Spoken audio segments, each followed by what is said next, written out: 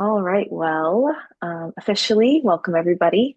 My name is Molly Simons, and I'm the Marketing and Program Development Fellow here at CCHRC. Thanks so much for joining us tonight. This is the final class in our Fall Clean Energy series, focused on biomass energy, how to effectively fuel your home. All of these past classes in our fall series have been generously sponsored by GVEA, the Golden Valley Electric Association.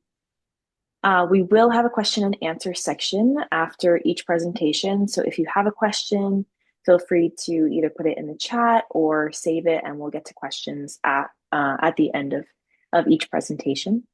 So we have two instructors for today, which is really exciting. The first is Shelby Clem. Shelby is the Senior Manager of Planning and Construction at Rural CAP, which is the Rural Alaska Community Action Program. He has over 25 years of construction experience and has dedicated a lot of his time to working with communities along the west coast of Alaska. Thanks for being here with us, Shelby, and we're excited for your presentation. Awesome. Thank you, Molly. Appreciate it. Today I'm talking on a subject that's near and dear to my heart. I heat my house with wood 90% of the time. Yeah, so I can definitely speak to this. I'll just get right into it. One of the, real advantages I see of heating your house with wood, the biggest one for me is being self-sufficient, peace of mind. This weekend, me and my wife were out cutting wood and splitting wood and stacking it up, kind of the last little push before the snow falls. And she made the comment how much peace of mind she gets from looking out in our backyard and seeing everything we need to heat our home for the entire winter. And it's powerful, right? I mean, if you could imagine seeing all the natural gas or heating oil, stacked up that you're going to use, they'd be kind of along the same things. Secondly, secondary heat source and emergencies. This is what actually brought us into using wood heat. I don't know if you guys remember, but in 2018, there was a 7.1 earthquake that hit in November. We had a 2-year-old baby at the time, and we were out of heat for about 4 or 5 days. And so after that, my wife, we just came to the conclusion that we're never going to be in this position again.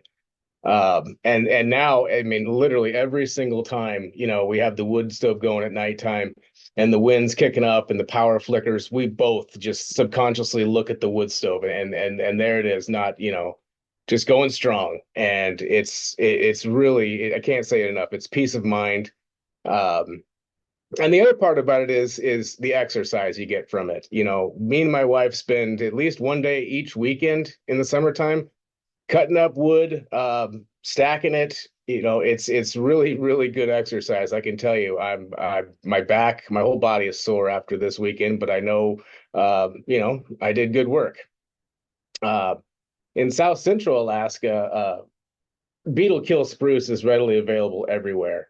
That was another reason for us putting in the wood stove. Is behind my house, I've got about 70 acres of just nothing but dead spruce. And so decades of firewood sitting there. And that's all over South Central. Yeah. Next slide. All right. And really what I want to get into today is the advantages of catalytic wood stoves as opposed to non-catalytic wood stoves. The difference in between the two units is, you can see in the picture there, as the fire is burning, the smoke goes up in the non-catalytic ones, but then it kind of falls back down, goes across the glass, and this cleans the glass too. But then after that, it all goes out the chimney, right? And so with that, a lot of your heat is going out that chimney as well.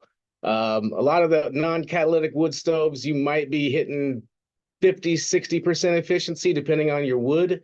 Whereas the catalytic wood stove, you're jumping up to into 78, 80% efficient now. The catalytic wood stove simply works like this. The smoke, just like a normal wood stove, goes up through the chimney, but before it does, it runs into the catalyst. And the catalyst is a honeycomb shaped metal piece coated with a metal that reacts with smoke and other byproducts. The catalyst starts burning when it reaches temperatures of 350 to 600 degrees. And at that point, catalytic wood stoves burn cleaner, lower rates, and are more efficient than non-catalytic wood stoves. You can produce more heat while using a lot less firewood. Better emissions. If you're in a crowded urban area, I'm sure your neighbors will appreciate, you having a catalytic wood stove and not smoking everybody out.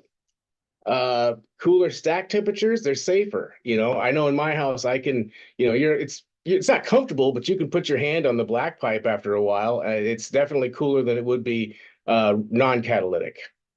As I mentioned before, smaller stove, same BTUs using less wood. Uh, yeah. Next slide. Now the wood types of that we have readily available in Alaska. Uh, Simple definition: a cord of wood is a 4 by 4 by 8, 128 cubic feet. Basically, a pickup load with bed rails on the side of it is a cord of wood.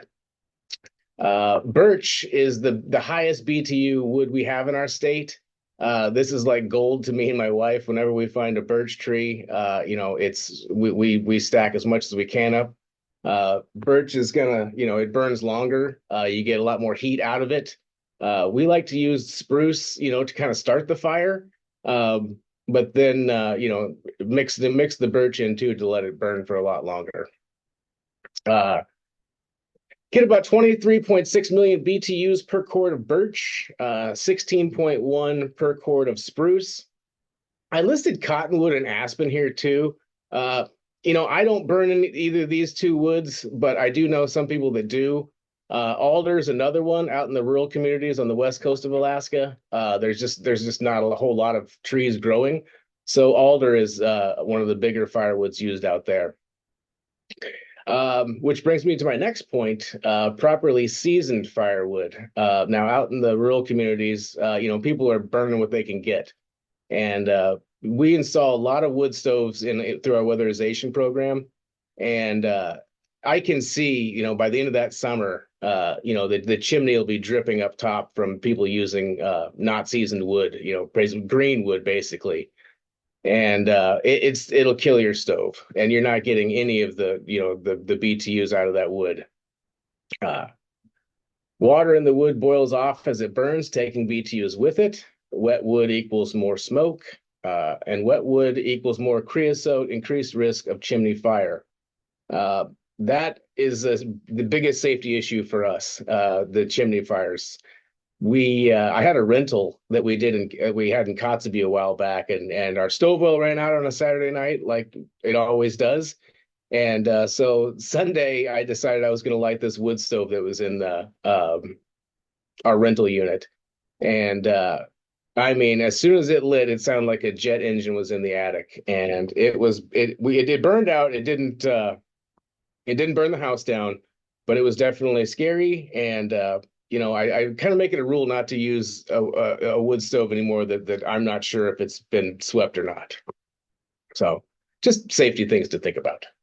Next slide. And on to maintenance and safety.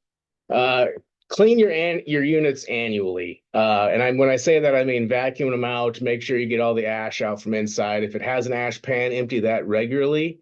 Depending on what type of wood you use, I brush our chimney out twice a year. The spruce wood tends to gum it up pretty quickly.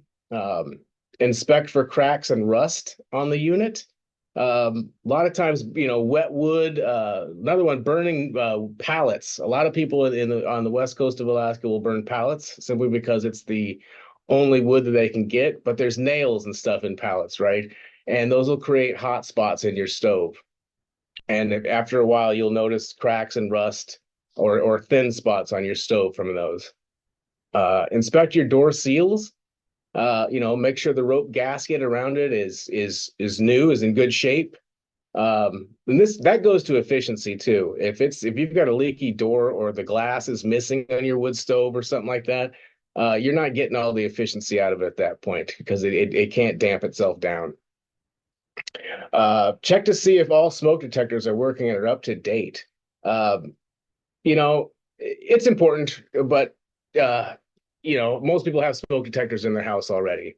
but still check them out, make sure they're up to date, make sure the batteries are good in them. CO detector is important for us, especially digital readout for low levels of CO.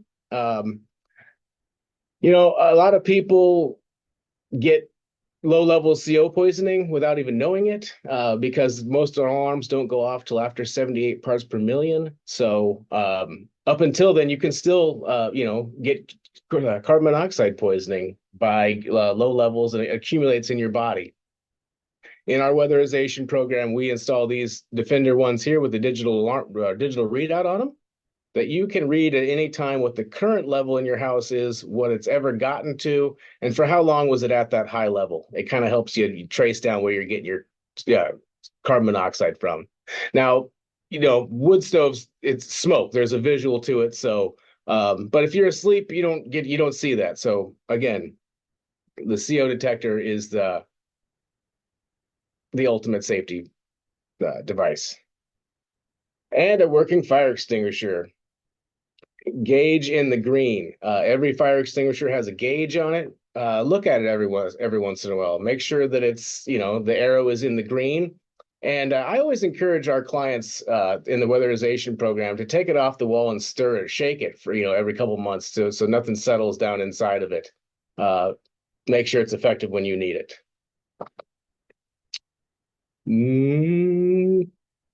Wow, that's it. I ran through my slides awful quick there.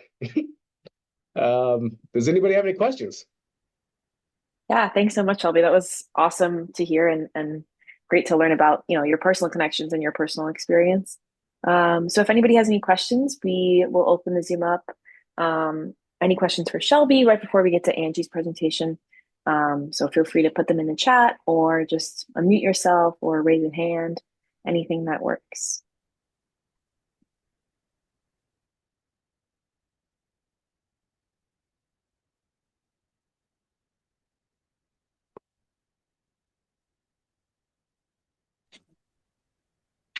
Hi, Shelby. This is Stacy.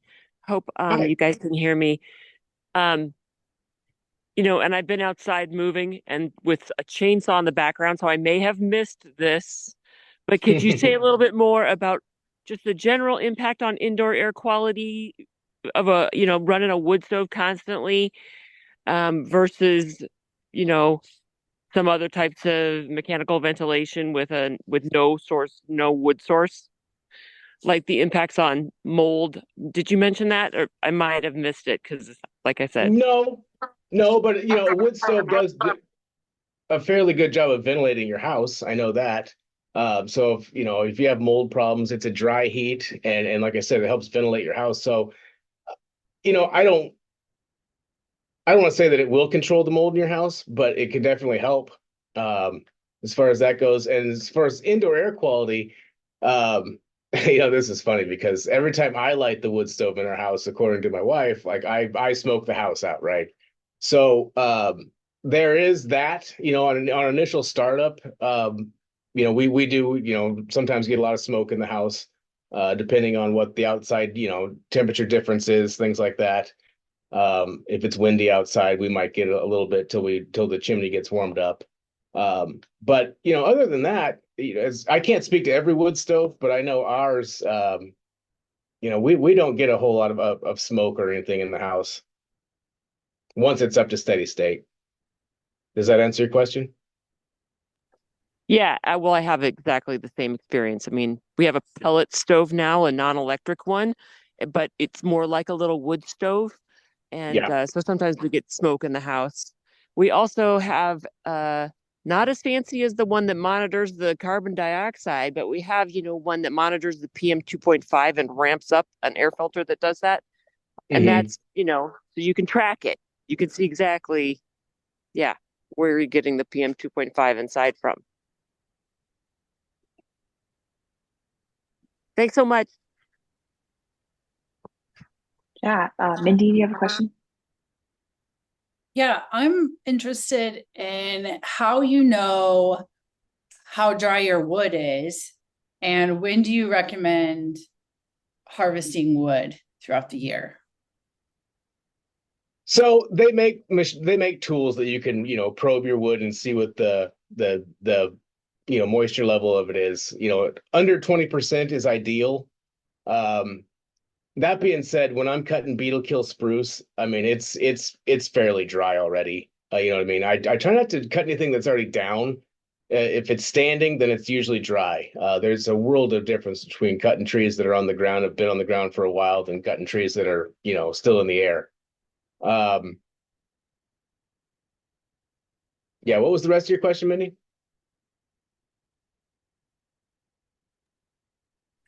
When is the best time to harvest wood?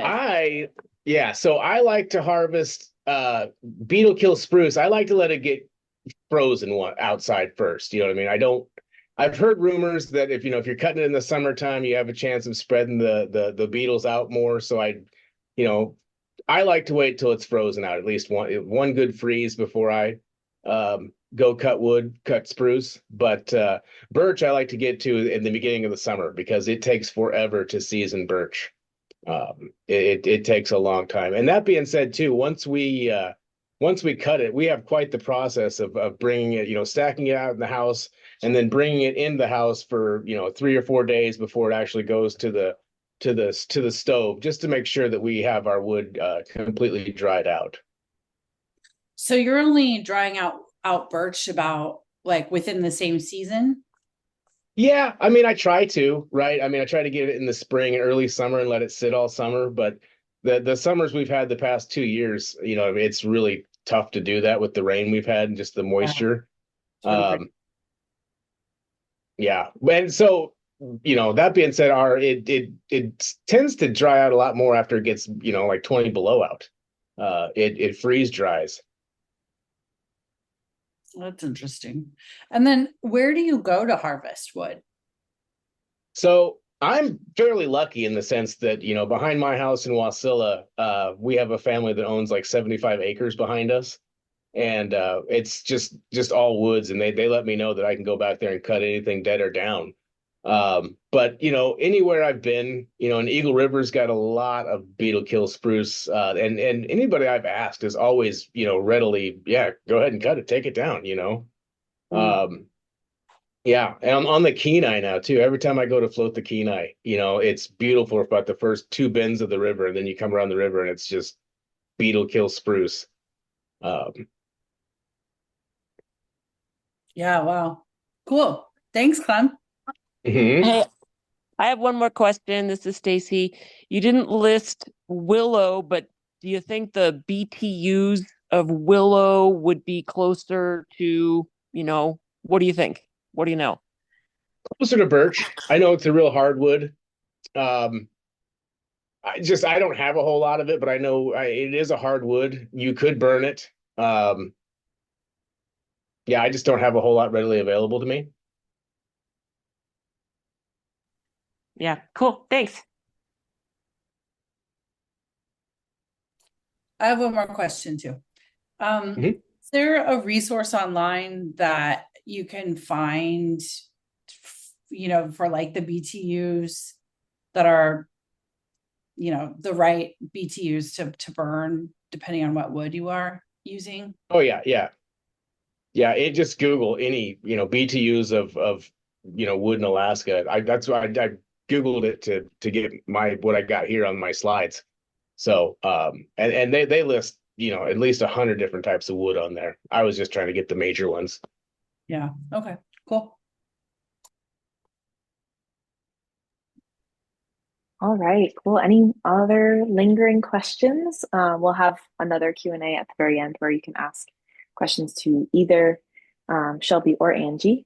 So our next instructor is Angie Mendbayar. Angie is deeply passionate about resilience and sustainability, and she is constantly aiming to increase equal access to food and energy security. Angie currently works on the biomass staff at Southeast Conference, and we are really excited to have her to present here today. Thanks for being here, Angie. Thank you, everyone. It's such a pleasure to be here with you and share the work we do. And Mindy, maybe at the end of my presentation, there are some slides that I can share about the questions you asked.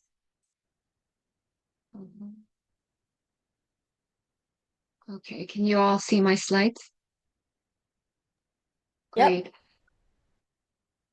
So, again, I'm part of the Alaska Wood Energy Development Task Group. I know it's a mouthful, but we're a pretty put together, awesome team. And if you ask from any energy group to put together a training, we already have the program. It's ready to go, and we provide commercial scale wood energy system, commercial boilers, which are much more efficient than residential stoves, to communities or large places. And that is how biomass is the second largest alternative energy in the state after hydropower, since there are over 60, almost 70 commercial systems that we've installed. And also just wood has been, wood is obviously the best heating source, most accessible from time, and that has been used from time immemorial. So here's some background. I was born and raised in Mongolia, and I got one of the two presidential tuition waivers to come to Fairbanks to study from my hometown. And so I came in 2009 and I graduated and haven't left the state of Alaska. Um, in 2022, January, I got this job to work with the communities and update the statewide biomass system. So I have the pleasure of filling in the work for shoes for my biomass queen, my supervisor, Karen Peterson. Thanks to her, um, she, she got the first commercial boiler installed in City of Greg, and that was her master's thesis. And it was successfully installed in 2008. And I wanted to open the floor and get to know all of you, something about you.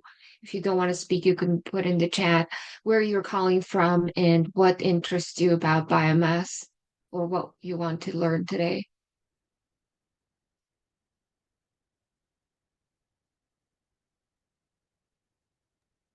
Molly, you want to get started? You want to start it? Yeah, of course. So I'm fairly new to Alaska in general, and I'm fairly new to sort of cold climates and housing and stuff. Um, I have experienced a wood pellet stove in Washington, actually, and I'm from the East Coast, so I'd never seen anything but, a traditional radiator. So I think it's really interesting, just the multitude of ways that you can use biomass. Um, the wood pellet stove was really it was really nice because I wasn't in that structure for a super long time, but we could heat it when we wanted to, and we weren't using energy when we didn't want to. So yeah, I think that's really interesting to me, just the flexibility that sort of biomass energy provides, and yeah, I'm excited to learn more because I don't know too much. Thank you. From Okay. the chat, we have a couple people from Fairbanks, building and watching these series on the best way to heat a new home, and interested in how the mass public can use biomass and how we can encourage adoption. Great. Yeah, I would like to address that in my presentation. Anyone else?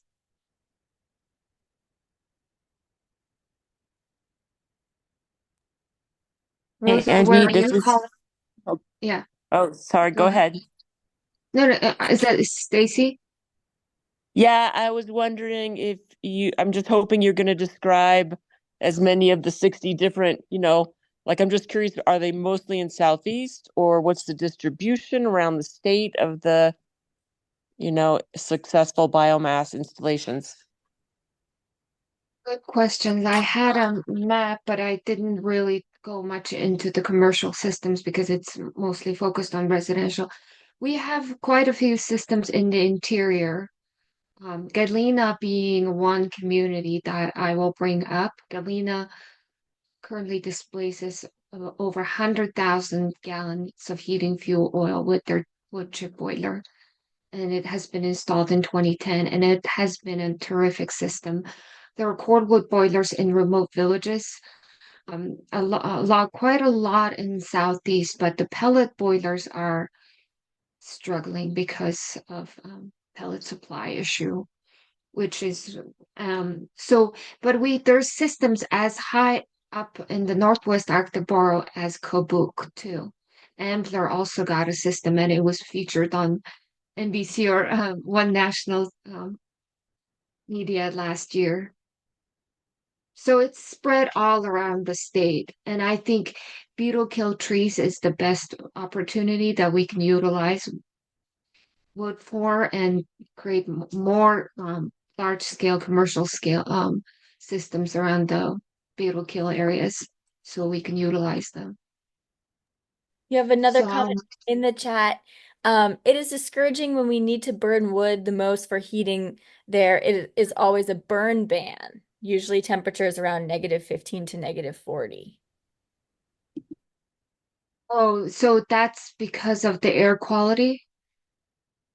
Yeah, so that is one thing that I will address towards the end of my presentation, what you can do about air quality. But when we did the Alaska Canada Wood Energy Conference last year in Fairbanks, it was amazing. And the International Energy IEA international experts on bioenergy came and they presented on air quality.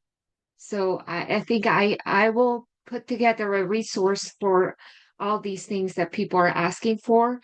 And so there that must be recorded. And they had studies done on UAF researcher has done a study for when it's best to harvest the wood and how long you should season it, what wood is best. And then there's a study that was done in Europe that said, well, not just the wood, also how you operate it matters. Can you educate the homeowners on how to best operate your boiler? And that can just boost up the efficiency, and reduce air quality. Well, thank you all for your interest and comments. Is my slide now stuck? Okay, let's see. Okay. So I want to just bring it back to the big question of what is biomass, right? What's biomass energy? So biomass is any organic and plant material that exists in the biosphere. So we do not, and within the biosphere, everything has a balance. The carbon dioxide has a balance, and the forest fires happen, but it's to regenerate the habitat. And because the forest is not healthy, it will burn it on fire. So as long as we're sustainably using any of the resources within the biosphere, everything should be balanced. But when we start going into fossilized fuel, I believe everyone that came to this class knows the damage of people, our human dependence on fossil fuel that has created this exponential spike in the atmospheric carbon dioxide because we're tipping the balance on the biosphere. So there are three types or three generations of biomass when you talk about biomass, and we'll go through each generation. First generation is not from sustainable source. It's usually you plant the corns to make ethanol, or these are ways that are not necessarily very sustainable in the long term if you utilize first generation biomass. Second generation is really the sustainability is the key. So this is when you're utilizing wasted material. Believe it or not, the solid waste is a biomass. For example, Anchorage landfill produces 7.3 megawatt of power from the methane that it gives off. And the largest wind farm in in state of Alaska is rated at much higher rate, but it usually do not produce up to 7.3 megawatt. So we can produce power from our trash. And here in Juneau, we dry the wastewater into biosolids and then we ship it out. But you can also get heat or other energy from it by pyrolyzing it too, at least to self-sustain itself. So here in Juneau, also Alaska Brewing Company, they have designed the system to utilize their spent grains rather than shipping it down south. They dry up their spent grains and heat. That provides like 50% of the heating demand of their building. So second generation it's really highlighted by what's available around here, what's near in our hometown. And the third generation is the latest generation, and it's focused on algae. And it's the latest innovative part. And I know there's quite a bit of mariculture. Southeast Conference has gotten $49.5 million grant to build mariculture industry across the state. But for now, that is still not accessible in Alaska. So I want to again hit it home with the sustainability part of it. Yes, there is. So what sources of sustainable biomass feedstock can you think of in your community? Yes, not every place like up north won't have wood. And as Shelby mentioned, every place has different sources of wood, right? But if you harvest the wood like they did in Europe, you're not really sustainable. But what makes it um, sustainable? So I want to again open the floor and ask everyone to think loud and tell me what sources of feedstock do you can you think of in your community? Especially in Alaska, it's one-way street, right? We get a lot of things from down south and it just gets stuck up here. So an example is pallets or cardboards or any solid waste that come up here and just end up here, or it creates a lot of money to send it down south, or like incineration is a problem too because of regulations. Does anyone want to offer some feedstock as ideas? Third level or second level? Second level for the Fairbanks area would, Well, I guess any level, yeah, any spruce, different. exactly what Rosa just said. And we're, spruce, black spruce, white spruce. I mean, what we have tons of Yeah. everywhere presenting a Yeah, fire beetle risk. kill spruce. Exactly. You know, right now what's happening in the state with beetle kill is to burn it as fast as possible. And that's not, just burning it in the burn pile. And that's not sustainable utilization of this resource.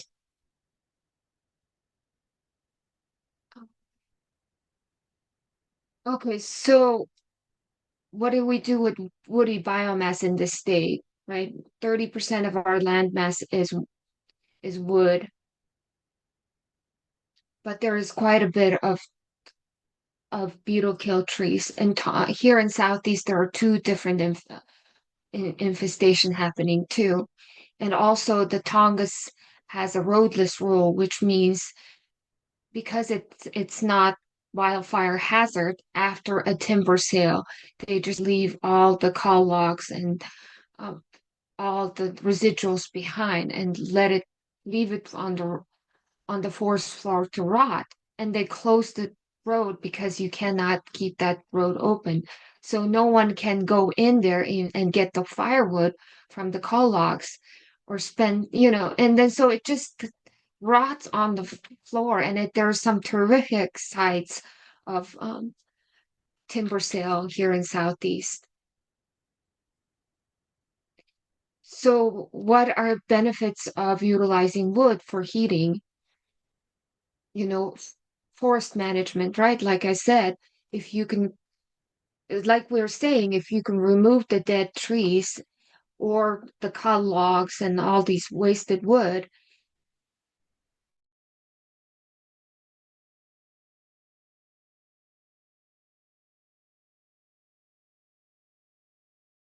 Sources fighting the forest fires.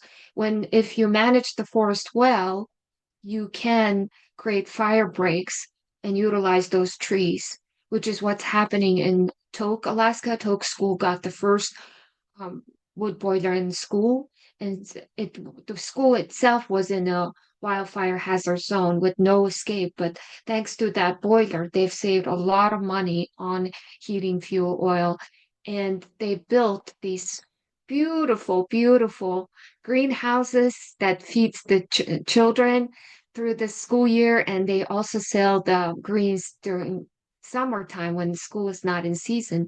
So there, we could create fire breaks. Right now in Chugachmut, they hire firemen to go out in the forest and down trees with like handheld chainsaws and burn them to create fire breaks, you know? That's just a lot of cost, and that's not accessible. And that's not creating fire break in any manner that's sustainable, you know? Instead, we can utilize it right. So this is where we need the public input and like create some firewood harvest areas, and you will share the harvesting equipment. Even here in um, Southeast, we just got a grant for integrated forest campus on Prince of Wales Island too, which is how to empower the small family-owned sawmills and provide firewood for the communities. Firewood is the best source of heat in remote villages because, yes, heat pump is best technology, but people that are paying 50 cents to up to $1 per kilowatt hour is not going to plug on that heat pump, even if you give it to them for free, you know? Yeah. That is so instead, if you have a firewood bank for the community, that is the best resource. So this brings us to the cultural utilization, how wood has been part of our life from time immemorial. Here in Alaska, you know, people have been building homes and processing their food for the year with wood smokes, you know, cultural totem poles and kayaks. And this is from my home country, the carving on the right this is how delicate we treat wood and making our musical instrument, the horse head, fiddle head, and all these things that are made with wood while utilizing it to make our yurt and smoking our meat and all this and that. So utilization of wood, when done right, we can turn waste into a commodity. We can reduce the cost of waste disposal, like pallets that get barged out here in Southeast because we have a limited land and we don't have room in our landfill. That could turn into cordwood, or it can be chipped up and or here in Southeast Alaska, also Southeast Conference got a grant to build a boutique style pellet mill, which we will talk to challenges. So a lot of wood is being wasted in the forest as call logs or dead trees. At the sawmills, the sawmills are barely making the ends meet, and they do not have the capacity to utilize their wasted residuals. But Dry Creek mill here in the interior near Delta Junction, they do an amazing job. They do not waste a single chips. They have designed district heating to burn all their waste wood into heat source. So again, economic benefits, right? And when we're again, Alaska, you have to ship the fuel oil, and in remote villages that I work with, if you do not, because of climate change, their rivers are not coming up high enough. So that limits how much fuel they can barge um, on the river. So if they cannot, if the river is low, they have to get multiple barges, or when the bulk fuel runs out, they have to fly in fuel, which makes the price to easily $13 a gallon. 13, and even during COVID, it went up to $18 a gallon. So here is a small example of this must be fairly small community buildings. And here's a cost comparison when you are heating 50% with cordwood. And the cordwood boilers, we install it in sync with the oil boilers. So and the control system can monitor when to turn on which.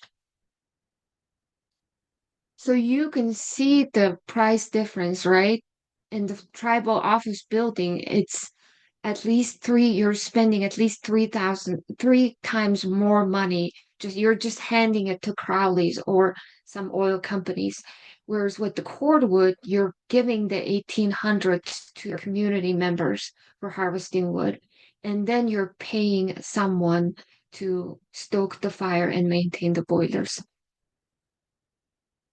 So it creates more than any other renewable energy technology. It creates local jobs. It builds the communities. It keeps us wood heat someone at least 3 times, right? You go out and harvest the wood, you get warm, work out. Then you process the wood, you'll get warm. And then you heat your house, you get warm again. And here are the economic benefits again. And it's an amazing way to build capacity. Once you have a functioning sawmill, you're putting people to work rather than them just relying on subsidies or not having enough money to make the ends meet. Like, for example, on Prince of Wales Island, students stoke the boilers, garden cordwood boilers, and for some families, that's their only source of income is their kids stoking boilers a couple of times a day in the winter time. And this young woman in the photo on the left, she had a traumatic brain injury, a very severe injury, and had a very long surgery. And when she came back to her community on Prince of Wales, she did not have access to physical therapy or, speech therapy or any therapies. And the school district offered her job to run the wood boilers, keep stoking fire. So that became her, physical therapy by carrying wood. And then she's tracking how much wood she's burning, which is another speech or cognitive therapy. And thanks to that, that woman went on and got a college degree and has her family now, husband and kids. And I myself have a brain injury, so that is very empowering to me. But I was medevaced to Anchorage, and I had the fortune of having therapies, and it's just inspiring how much work. And the boilers also provide greenhouses too. Our team published the book Biomass Heated Greenhouses, which went viral.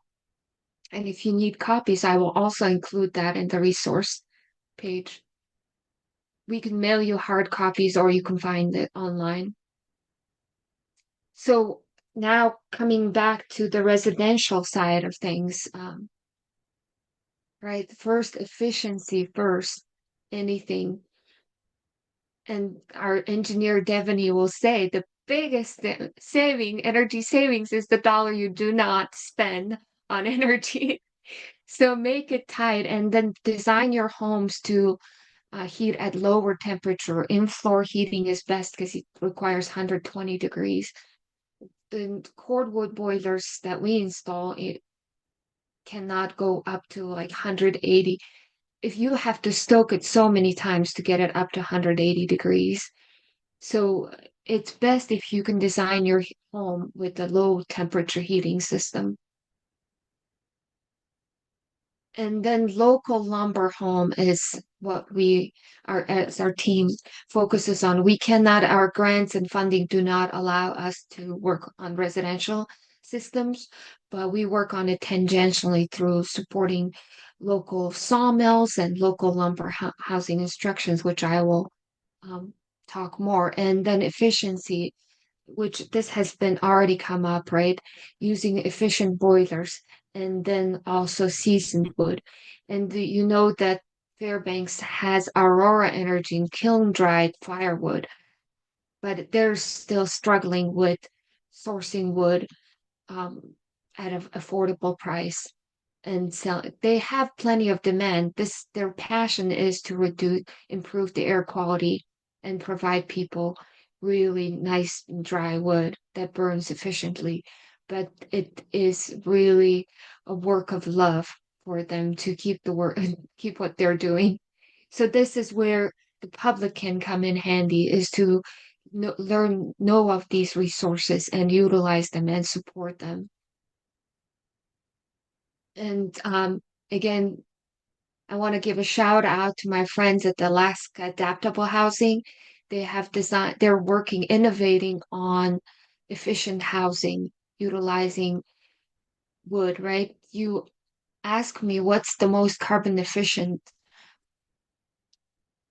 building material, and you could spend millions of dollars doing research, but it comes down to wood, right? People have been using it for thousands and thousands of years. And it again comes from the biosphere instead of fossilized thing that's being manufactured. And Ryan, Stacy's husband, told me that construction is one of the heaviest industry on carbon footprint. It produces so much waste to construct things, and the cement and other plant um, manufacturing produces a lot of waste too. So again, coming back to local lumber housing, this is really turning into my passion now. In Canada, led by Fenella, 3 First Nations came together and they worked with Cold Climate Housing Research and other academic institutes to design a mobile home that can be constructed not requiring heavy equipment, but with hand labor, like it has been done in the First Nations for a long time. So far they have designed and trained people and built 2 mobile homes every year and 3 years in a row. And they're training First Nations village people to build their own home. And and then they send out the mobile homes to the villages that need it. So that project inspired the Kuskokwim Corporation to seek funding and grants to start a project called Harvest to Home, which is again partnering with Cold Climate Housing Research. And it's a big undertaking to go now from harvesting the wood to milling it and then creating lumber and then building the home. But thankfully, our team worked with our partners and we passed the local lumber bill by the legislature last year. So you can build, you don't need to buy graded lumber. You can build with the local lumber that's locally milled. And again, I want to bring it back to Galena. Galena got donated their Air Force community, and they were left behind with these giant drafty buildings by the Air Force that burns 250,000 gallon of heating fuel oil every year. And that community is not gonna afford to buy 250,000 gallons of oil every year. So they worked on again efficiency first. They weatherized the building, which cut out 100,000 gallons of oil.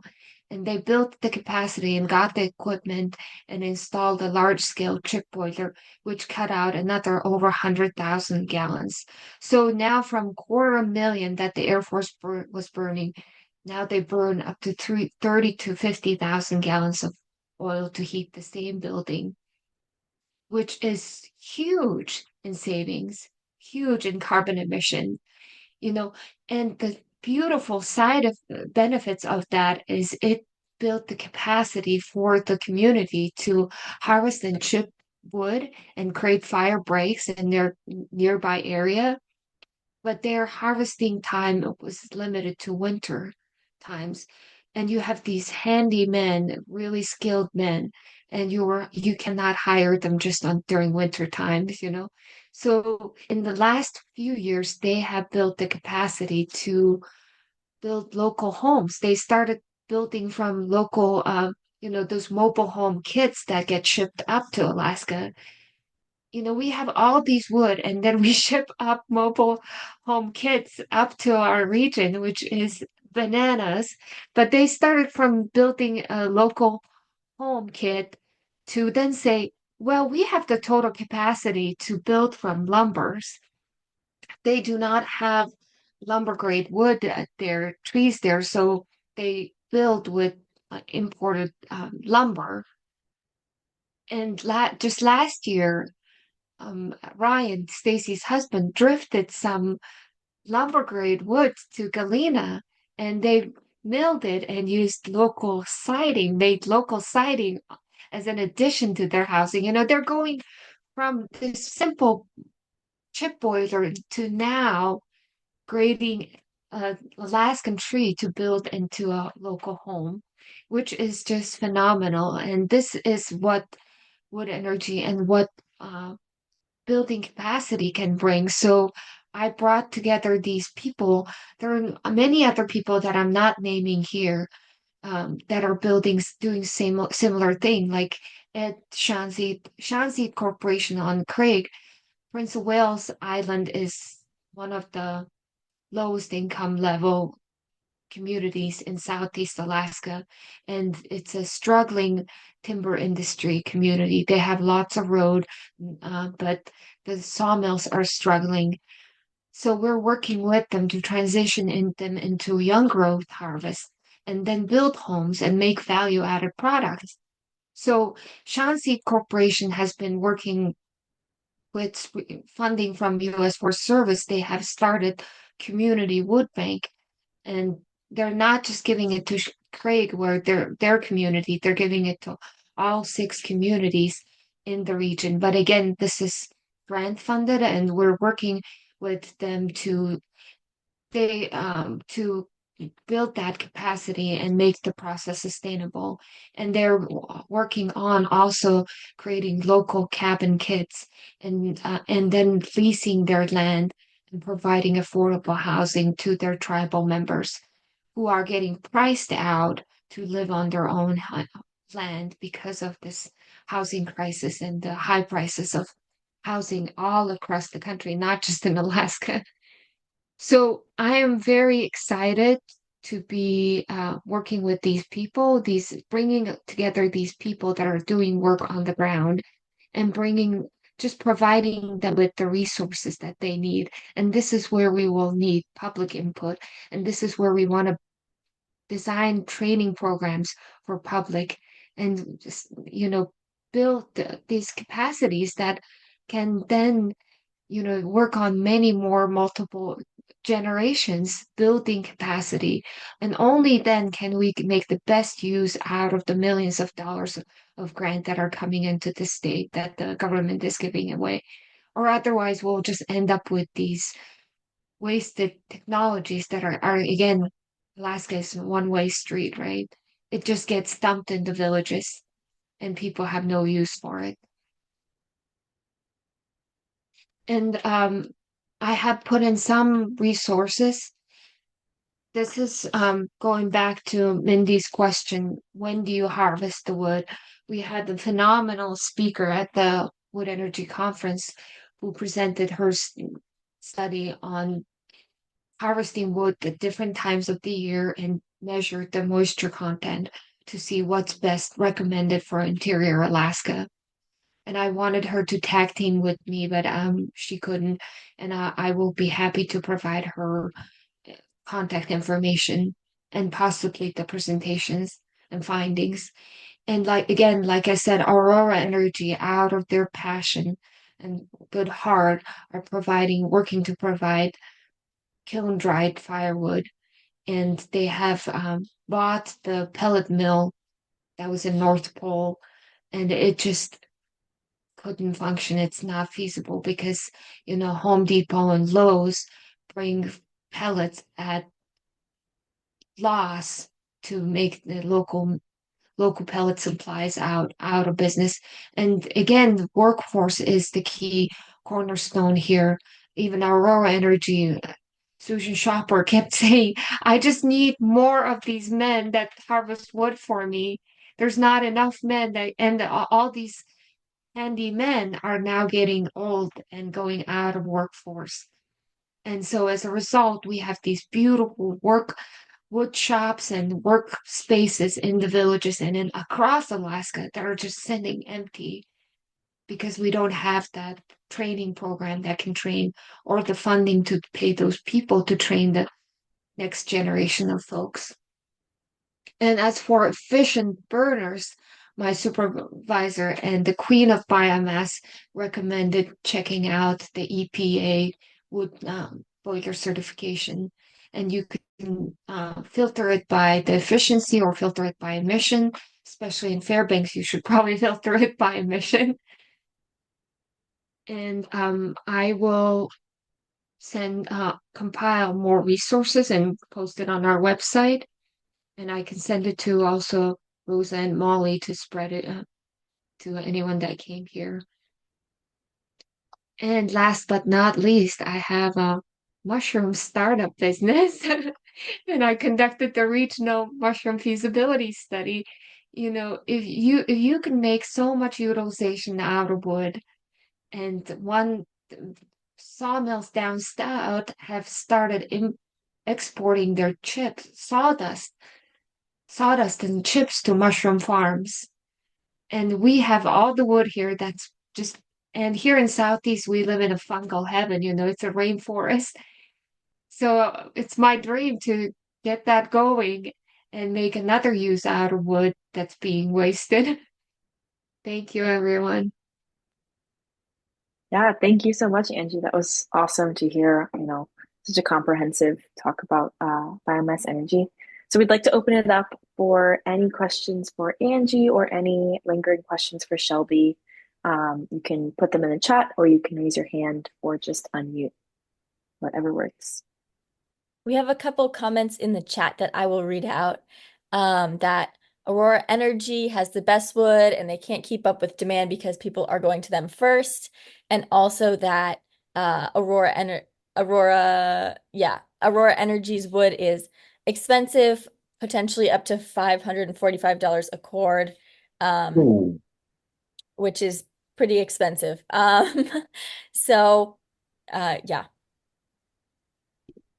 That is, yeah, one thing is how do you make wood affordable? Because the accessibility and again, workforce is a challenge, right?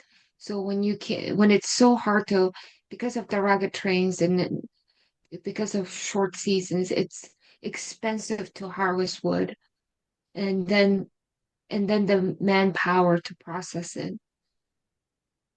But so those are all the challenges that we really need everyone's input to start solving. And here in Southeast too, that's why the Shanxi Corporation is getting a grant money to buy cordwood from the sawmills and then donating it to the elders and the veterans and the vulnerable population. But it's again grant funded. Can we come together and let's be innovative, let's start businesses or have accelerators and do things so we can resolve this issue of having costly wood. How can we utilize the wood that's being wasted? I think we need to start from there. And how can you train the young generation? And I also forgot to mention that I believe state of Alaska, or is it the Forest Service, that you can work with your regional foresters to get firewood permit. I believe Mindy asked where can you harvest? And that's an option, but that might they have a designated firewood areas, or if you want to harvest in different areas, you can get a permit.